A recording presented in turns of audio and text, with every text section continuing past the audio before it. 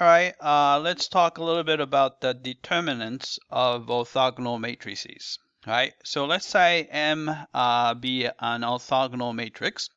All right, so we just found out that M transpose times M is equal to an identity matrix. So from there, we can find out about the determinant of an orthogonal matrix. All right, so let's just say we're going to take the determinant of both sides. So if you take the determinant of M transpose times M and is equal to determinant of the identity matrix, right? And then if you have a determinant of the product, you can actually split into the determinant of the transpose of the matrix and determinant of the matrix M. And we actually know the determinant of the identity matrix is exactly equal to 1, right?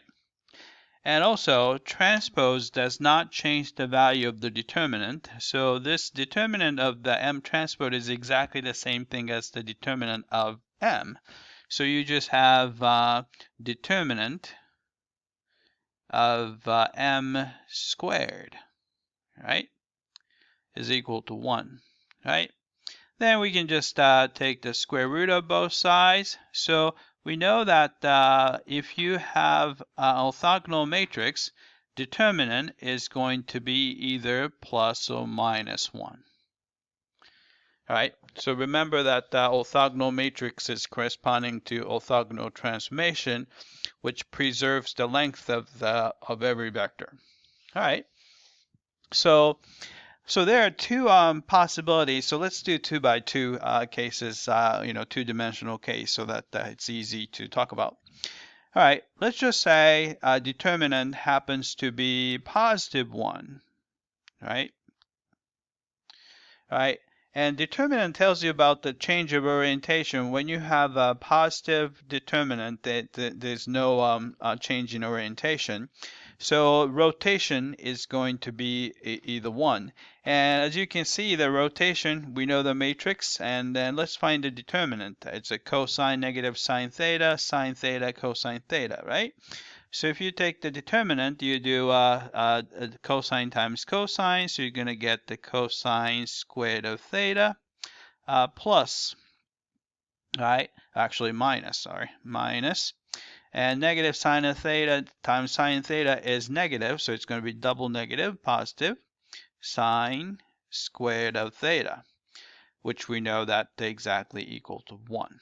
Right? So you can see that when you have a rotation, determinant is always going to be positive 1.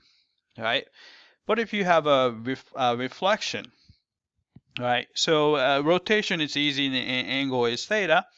All right, what if you have a reflection?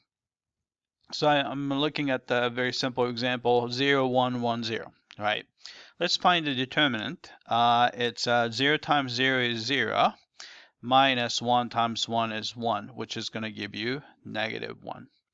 So when you have a determinant equaling negative 1, then you're going to have a reflection, right? So what would be the line of reflection for this particular example, right?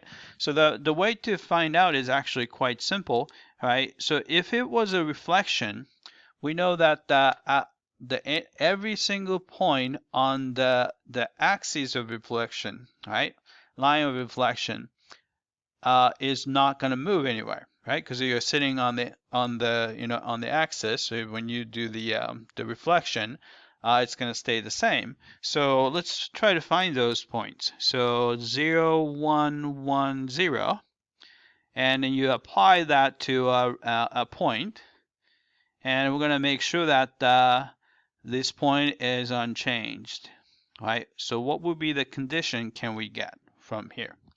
All right, in this case, it's a simple example. It's very simple. So this times that gives you y, and this times that gives you x, and the right-hand side is xy. So both says that y equals x, x equals y. It's the same thing, right? So we know that as long as x and y are the same thing, then it's not going to move by this transformation.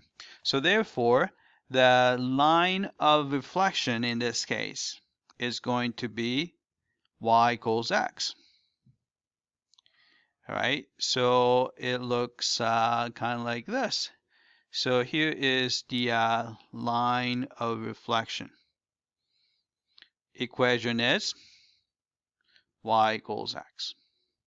All right, so this is the line of reflection. If I can spell it, reflection. All right. All right, so basically, line of reflection is a collection of a fixed point. Fixed point is just the point that that don't move after the transformation. All right. So when you have orthogonal matrices, determinants are either +1 or -1. And if you have a +1, it's going to be a rotation. If it's a -1, the reflection is involved. All right, that's it. I hope that this was clear.